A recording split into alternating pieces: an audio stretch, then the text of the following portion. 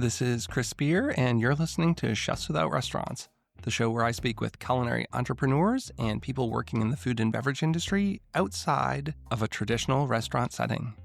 I have 32 years of working in kitchens, but not restaurants, and currently operate a personal chef service, throwing dinner parties in the Washington, D.C. area. Today on the show, I have Chef Takeshi Nishikawa. He's the founder of Snow Crane, a Japanese-inspired ice cream shop that's slated to open in Hyattsville, Maryland. Snow Crane blends fine dining precision with the comfort of nostalgic cultural flavors. Prior to launching Snow Crane, Takeshi served as the culinary director for the Roses restaurant group, home to Michelin-starred Roses Luxury and Pineapple and Pearls.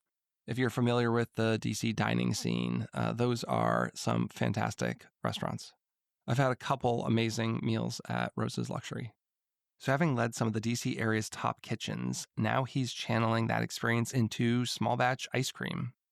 So beside actual ice cream per se, we talk a lot about starting a small food and or beverage business, something that I'm sure many of you, the listener, can appreciate because I know many of you have your own or are looking to start your own small food and beverage businesses, whether it's a personal chef business or something like an ice cream shop that's maybe especially out of the box. He's been doing a few pop-ups in the area, and if you are in the DC area, you'll have a chance to try some of his creations at the upcoming New Kitchens on the Block, which is happening on April 26th. I will also link that in the show notes. It's such a great event. I'm going to be there. And it's not only a chance to check out his ice cream, but get a sneak peek and some great food from some of the upcoming other restaurants that will be hitting DC really soon. All right, so let's get to the show. As always, thanks so much for listening and have a great week. Hey, welcome to the show. Thanks so much for coming on. Hey, thanks for having me. So you are getting ready to open an ice cream shop. Is that what you call it? Are you calling it an ice cream shop? Yeah, I think so. I'm calling it ice cream shop. Call it for what it is. Yeah. Well, before we get there, I want to hear about your backstory. How did you get involved in the food business? So I think just like a lot of the chefs, like I grew up, in a family where my grandmother was the one who was cooking dinner. My parents were always going out for work and things like that. And I really helped her out, like stirring things, cutting things, and things like that. And I really, really enjoyed that experience. And also my father and everybody else who does a line of work that, usually involves your hands. And I really, really love that. And I was trying to always figure out what I really wanted to do. And early on kind of figured out cooking is it. And then once I decided, I just, dive into it and kept cooking. Well, you're down in DC now. So you're what's the position? Is it culinary director for the Roses restaurant group? Is that right? I was. How long were you doing that? 3 years and a little bit. So what did that entail? Were you overseeing all the menus for the multiple restaurants that they had? Not necessarily. That's what you normally think of. But I guess when I first started, obviously getting involved with the group and all that and getting to know their culture and food and all that. After that is my primary goal was to reopen the Pineapple and Pearls, which is 2-star Michelin restaurant. Back then was right after COVID-19 and it was closed and making a plan and roadmap to be able to reopen. And that was my primary goal. And after that, I shifted myself over more to working in their catering or private event branch. And it was called Extra Fancy, but it's just something that started out much small and then increasing the capacity and what it can do. So instead of doing, 15, 20 people dinner parties, going into like 100 people, 200 people, some inside the city, some outside, they really trying to expand the business beyond the 4 walls. That's a challenge, is doing off-site, especially at such a high level of cooking. I work as a personal chef, so every time you go into someone's home and have to, try and put on a fun dinner party, it's different every time. But to execute at the level that I know people are expecting from places like Pineapple and Pearls and Roses, that must have been quite an experience. It is. It really takes a lot of planning, making sure you have your timeline and all that stuff. But for sure, I mean, it's definitely a little different from just throwing, barbecue party and having my friends over. It's a little bit more intense on that. Well, you came into a restaurant group that already had they'd established themselves pretty well. I'm sure they had recipes, procedures, and everything. How do you feel their food changed, or maybe your approach when you came in? Like, do you feel like you brought a certain style or aesthetic or a bunch of ideas that maybe they weren't using or implementing and kind of took things in a little slightly different direction? I mean, I know you're trying to reopen a restaurant that had been closed because of COVID, but what did that look like? I think what typically people would expect from my answer to be is yes, I had this badass dish and that went on the menu and their cuisine evolved because of me coming in. But in fact, like, well, I think my biggest contribution to the group, I think, was more logistical things, more organizational things, and what people wouldn't think of as a culinary director. So when I say that, it's like formatting restaurant recipes instead of just typed out recipe, with more photos and more aesthetically beautiful design for internal staffing, things like that, to again go into catering and what does the timeline look like and all these things to be able to do that. And lastly, like, more importantly nowadays, it's like it's really about coaching the mentorship of the head chefs and chef's cuisine and all these high level managers. And I think that's really like where I've left the most impact. Where did you learn that skill? Did you learn that at a previous restaurant or through your formal culinary training? Like, how do you think that you were prepared to be able to lead a team and do that kind of stuff? So I think I'm kind of obsessed with reading the books and also digesting content through podcasts. And I think I listen to a lot of amazing people who accomplished a lot, and also read biographies and books on people who also accomplished a lot. And I think trying to thread the needle between those things to see what is my style and what is the kind of impact I want to leave for certain people. And I think that's kind of how I started. I don't think when I was growing up in the kitchen, maybe you're the same, but that wasn't the thing. And it was like getting yelled at. And then, either you make or break it. I think that was how I was raised. So I certainly learned what not to do. But I think, like that's how I probably like acquire a lot of skills and knowledge on my end. Well, and maybe looking at things outside of the food industry, right? Because similarly, when I started my personal chef business, I had been a chef manager, I had run large operations, but I needed to kind of refine some of those skills. And I wasn't just listening to podcasts and reading books specifically about the food industry. I was looking at other industries and people who've built big things and businesses to kind of see what they did and then figure out how to interpret that to run a food business.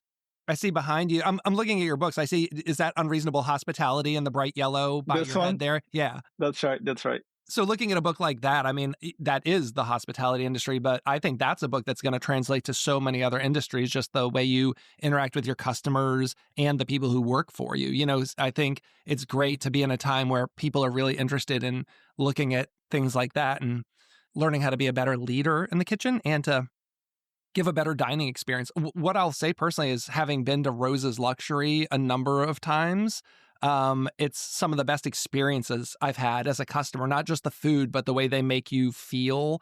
The very first time I went there, they were totally full. They had no space. And then they said, well, why don't you come up to the bar? And there were no seats. And they said, oh, we'll go find a seat for you. And they just went and found a chair and they asked everyone to slide over and they found a seat for me when there wasn't really space, and then the first thing was like, do you have any allergies? No, whatever. And then they sent out this complimentary dish. And it was just like, that's kind of the experience I had there every single time I've gone. Yeah, I think being a chef, and then I think beyond that, I think hospitality, I think everybody defines that differently. But for us, it's definitely for Roses and also for myself. I think it's really about how you are making other people feel. And I think that's the biggest thing. I think that's can be done through language, through body language, decor, music, temperature, the whole 9 yard. But I think that's super, super important. I think it's, nowadays food is becoming one of the substance, and I think it's becoming an experience. Maybe it's like an event, maybe a special occasion. And I think it really like experience starts even from the outside. And I think being able to manage all that is really, really critical. And, you can have amazing food, but everything else is just wrong or something that, uncomfortable, then I don't think that person is going to be back. Yeah. When I was a lot younger, I was very much all in about exciting food, interesting stuff, would go anywhere. And then as I've gotten older, I've put a lot more weight into the experience. There's been a lot of places I've gone that have, great reputation, great chef, great food. And then you go in and the service is cold or sometimes just downright not great, or there's a lot of other things. And it's just, it's so expensive to go out these days that if I'm going to spend the money to go out somewhere, I want to make sure that the experience from, start to finish, I'm more willing to overlook like maybe a technical cooking flaw with some food than I am like a really bad service point. That's kind of where I'm at these days as a diner. Yeah, I agree. And I think also where I come from, Japan, I think that is a huge, focus. That obviously the product has to be great. If the food isn't that great, and no one's coming back. But beyond that, like greeting, package design, restaurant design, and all these things are incredibly important, and really making people feel like, you know, like they're special. And first time, my wife, she's from Maryland, but when she went to Japan the first time, like hospitality like blew her mind. It's like it's so different. Like she felt like she was treated like like a loyalty person, where like someone from the like Imperial Palace. No, just a regular person. But like all that really goes a long way. And I think sometimes it's harder to find that outside. But I think we can definitely replicate that type of experience where you make every person coming to the door feel special. Hmm. And now you've decided to start your own adventure and start a business. So I would love to hear about this. Tell me about this business that you're working on right now. Yeah, so it's called Snow Crane, and it is a Japanese flavor and culture inspired ice cream shop. The focus on hyper seasonal ingredients and minimalistic design and concept out of here in Hyattsville, Maryland. Is there technical differences with Japanese ice cream? Like, is that a style of ice cream that's made different than, maybe what more people are used to here? Like a American style or like a Philly style or a custard style? How the actual way the ice cream's made, is there a difference like with different ingredients? Yeah, I'm still kind of trying to figure out on that end exactly what really makes sense to me. Like, I do like more gelato style, lower fat content and things like that appeals to me. In fact, I don't really consume it out of dairy myself, but I think it's more. I'm diving into the showcasing the ingredients, and showcasing the culture through food, and I think using ice cream as a vehicle. Why ice cream? Why did you want to, of all the things you could have done, why start there? Yeah, I think there's something really aesthetically beautiful about it. And then, like I met a lot of different people from a lot of different cultures, like, Asia, Europe, America, wherever. I can't say I've met a lot of people who's not a fan of ice cream. No, everyone loves ice cream. Even in the dead of winter, it's 5 degrees out and I would still eat a bowl of ice cream. Exactly, and I get that a lot. It's like how do you do something in a business or seasonal business? But I think it's only seasonal if you think so. If there's so many avenues you can do ice cream that's craveable during the cold seasons. But I think that's one of the reasons. And I think you saw a bunch of trends where like chefs, fine dining chefs, I guess, like going into pizza places and donut places and all these things. And I think it's one of the derivatives. I was like, what? Why not? Though all that sounds great, but all these amazing chefs are doing it. So what's the chance of me actually being successful against some of the people who operated in much high caliber places than I do? Then I was thinking like, okay, ice cream really sounds like like something that I could enjoy doing, and something that I could be actually good at. And in the region, when I look at it, I live in a small town, Hyattsville. But again, when I was like, taking a stroll with my wife and daughter, I look around and there's amazing barbecue place, there's amazing bakery, there's amazing coffee places. So when I thought of that, like, what could be complementary, and as a resident here, what could add more value to the community? And then also the answer was ice cream. So I was like, you know what? Let me just do that. So that's how I came up with the ice cream as a concept. I mean, after I have some barbecue, I definitely want to go get some ice cream. Yeah, that's right. So you talk like seasonal flavors and interesting things like that. What are some of the flavors that you're hoping to do? And like I know you've been making ice cream, so what are some of the flavors you've done? Yeah, we've done a lot. I mean, especially in R&D and things like that, we've done a lot. But initially, we've done the mugicha, which is like a barley ice cream, the barley tea, steeped that into ice cream. We topped off with the kinako, which is like a toasted soybean flour, and we pour over the Okinawan black sugar syrup over the top. And it is something very um, strange, or something that it's like familiar, but it just like first time I had a tahini, but it just like something that kind of clicked. So it's like I think flavor profile is very approachable and it's very delicious. When you have it, it just like it's just really good. So it's like I'm trying to start from somewhere where it's like a little bit more approachable, and then hopefully go into something that it's a little bit more out there. Have you ever been to Oddfellows in New York and had any of Sam Mason's ice cream before? Do you know them?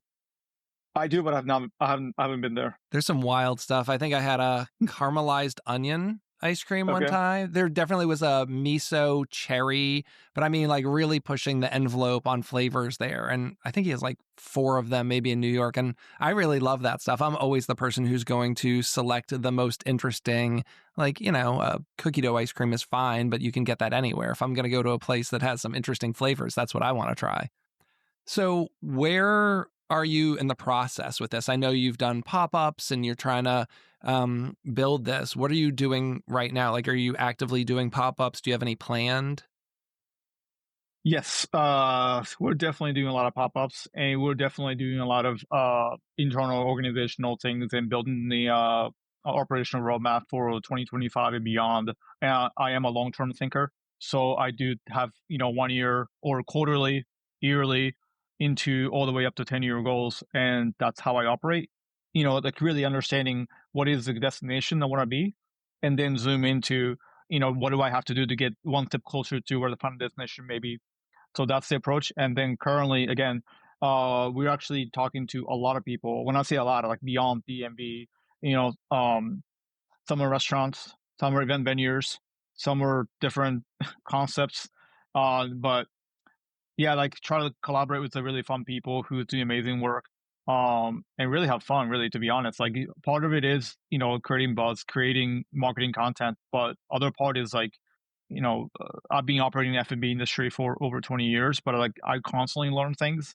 And when you have a full-time job, you really can go out there and learn from other people because you're too busy, running your own business or running somebody else's business. But now I'm in a position where my restaurant is yet to open, or I guess the ice cream shop is yet to open. So I mean, have a little bit of flexibility. So I'm really trying to leverage just to get to know people, get to work in somebody else's kitchen, and maybe just do stages or whatever. Like I really enjoy stuff like that when I was younger. So maybe just circle back and see what I can learn today. But in terms of location and things like that, we actually identify something in the area. So hopefully we get to announce that hopefully soon. Looking at your flavors, have you made anything that maybe you weren't crazy about that you were excited to try, but then execution it kind of fell flat? We have obviously there's a lot of failures. Like I obviously just like a lot of people, I had more failures than what came out great. But I think one of the things I'm actually working on is vegan recipe. I think that's a very hot topic nowadays, but it's like it's just one of those things that everybody's doing and it becoming pretty hot topic. So I kind of attempt that, but it's not really a happy place. But I think I'm going to keep working on it. But also another thing is making hot ice cream because of the whole winter thing that we were just talking about a second ago. It's like it's too cold. I don't want to have ice cream. I was like, what if I make it hot? Will you come? So I was thinking of that, and Have you tried that yet? Have you done a hot ice cream before? no, I have not. But there's obviously people who's done it in the past and Yeah. things like that. But it's like I'm trying to make it more like practical and something that is delicious instead of like, something flashy in terms of a technical thing.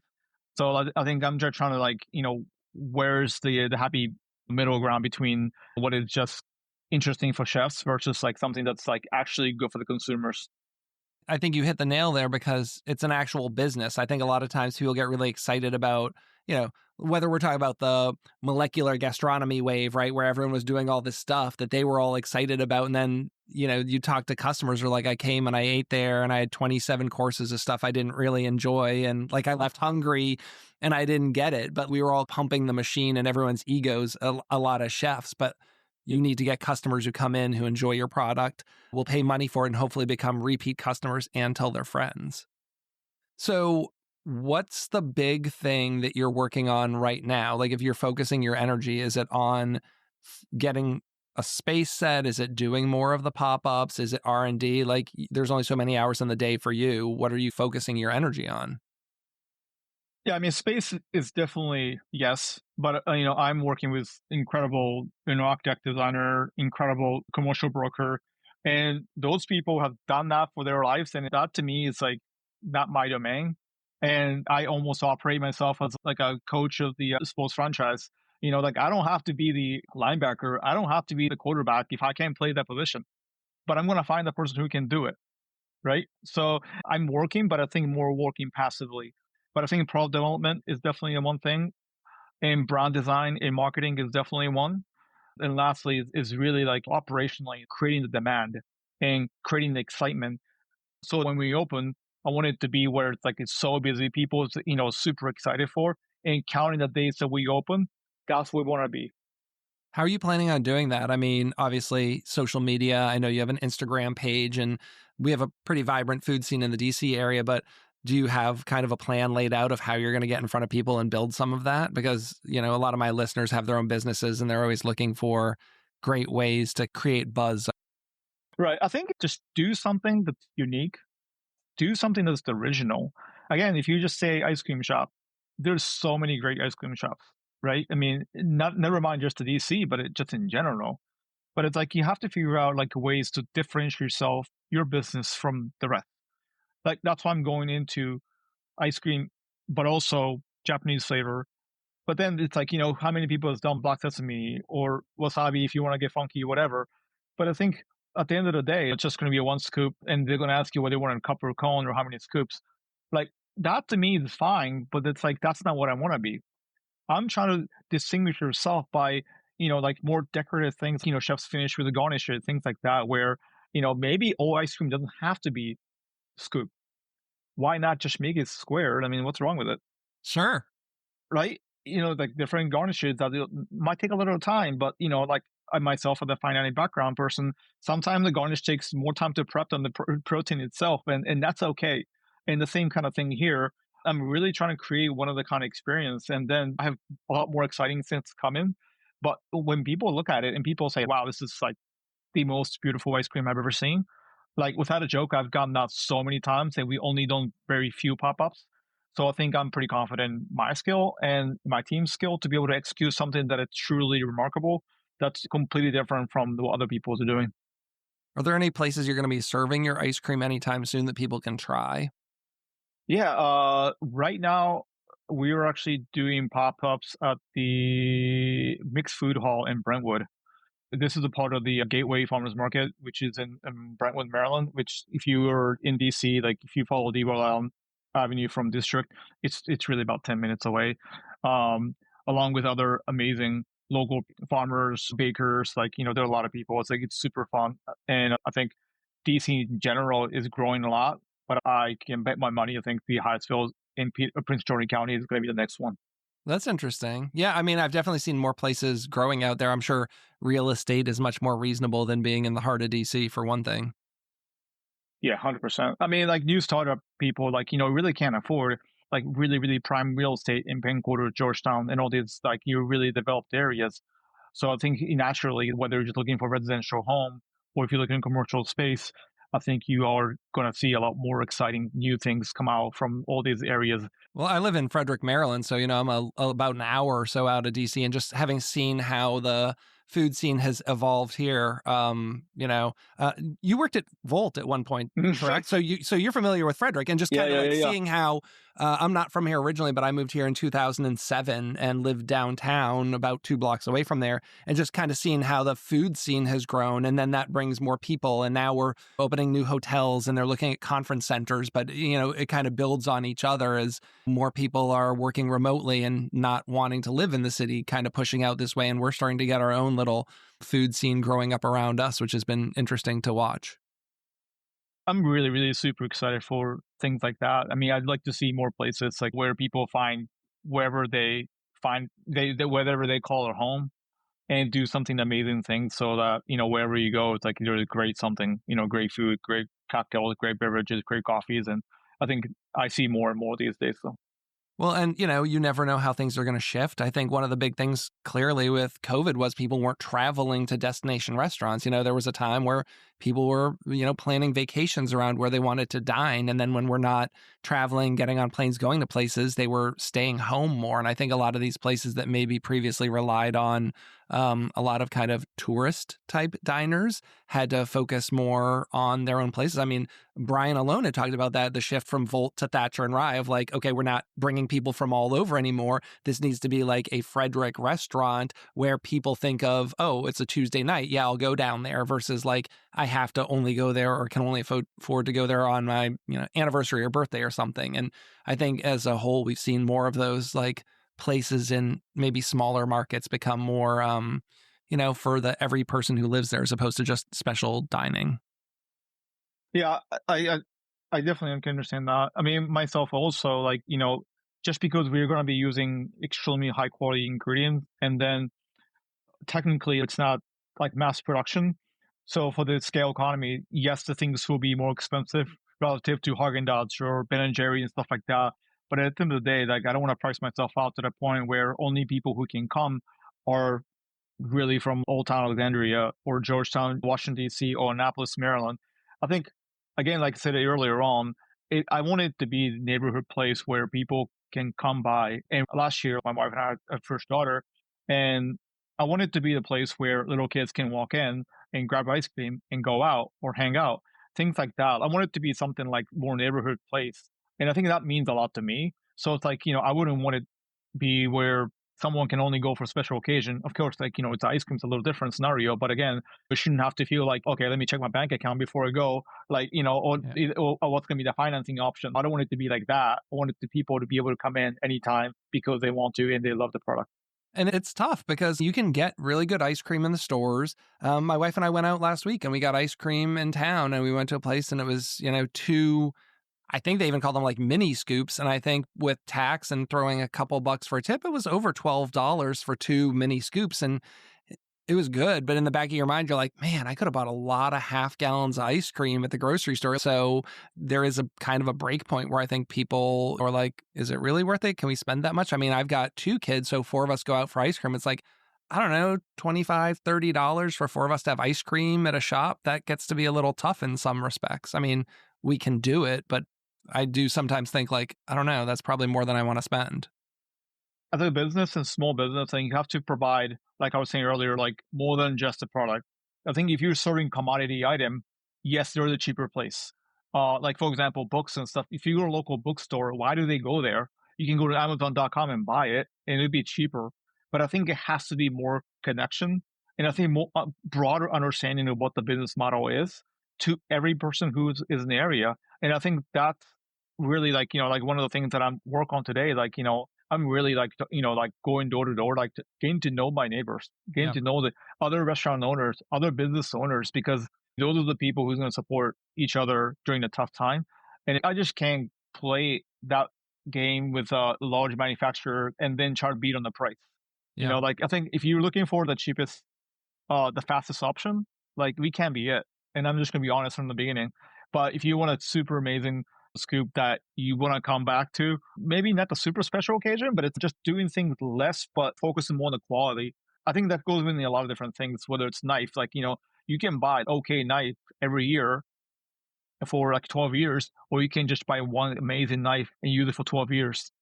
I think there's a different way to look at it. So. No, for sure. And, I think it's important to support your local economies. And I've tried to teach my kids that as my kids are older.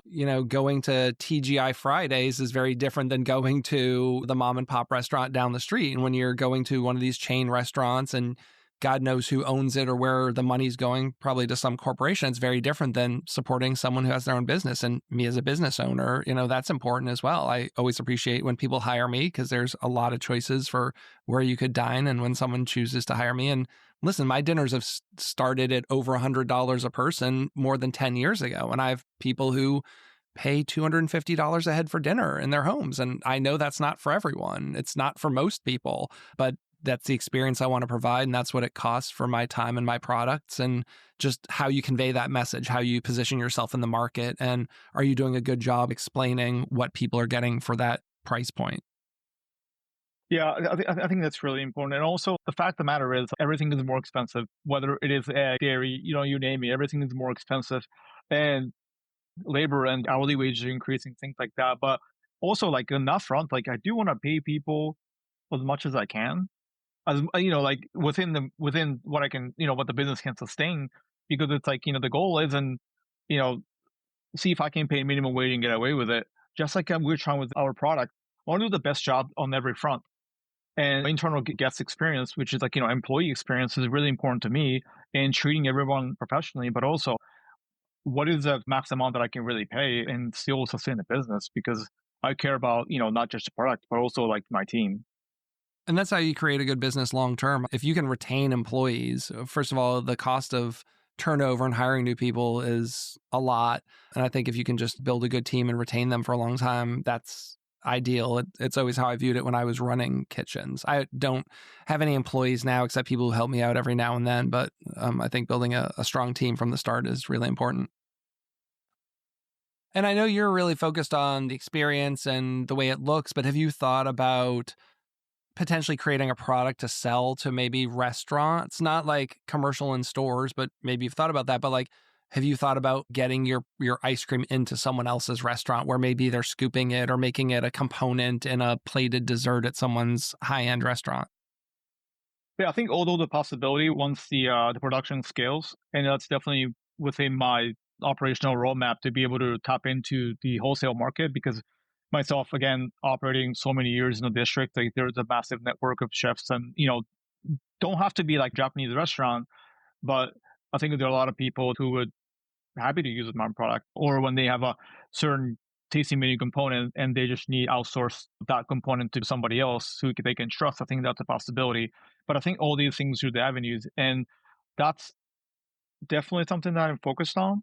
And again, just not like day one, maybe year two, year three. I think it will probably make sense.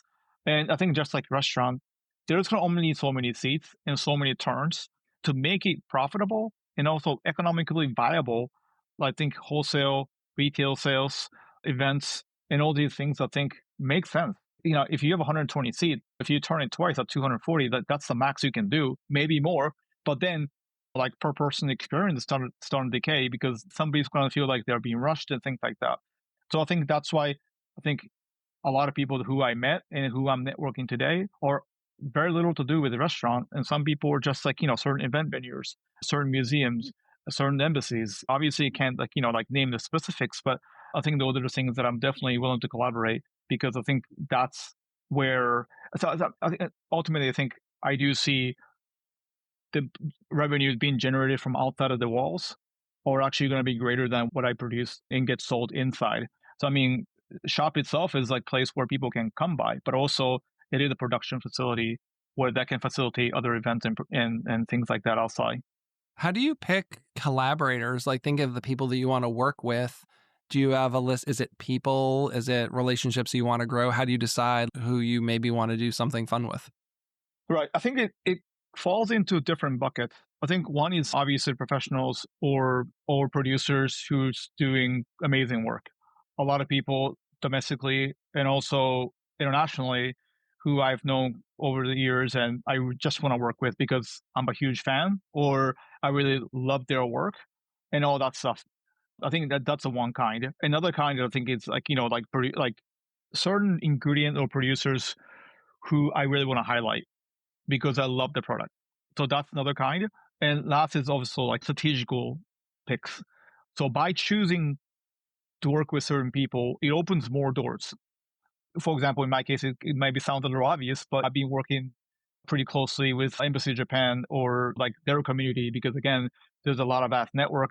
And also as I look for certain ingredients, can connect with certain people back in Japan, it's really, really helpful.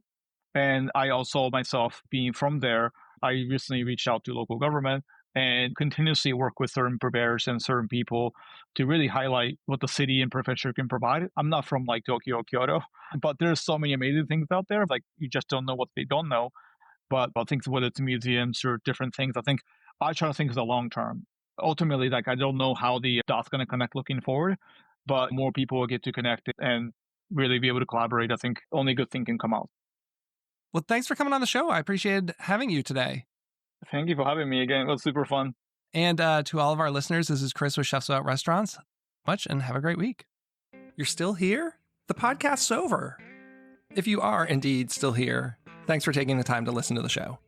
I'd love to direct you to one place, and that's chefswithoutrestaurants.org.